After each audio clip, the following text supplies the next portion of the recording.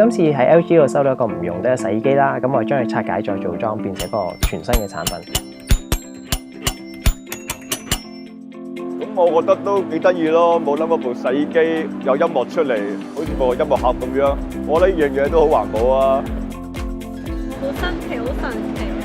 估唔到洗衣機咧壞咗之後可以用嚟做音樂盒喎，好靚咯！咁呢個諗法幾好嘅，因為可以將一件冇用嘅嘢咧變成有用嘅嘢，好似細個玩嗰啲音樂盒，幾創新喎。咁我哋可以轉化為一樣有用又靚嘅嘢。藝術品。係啦，藝術品。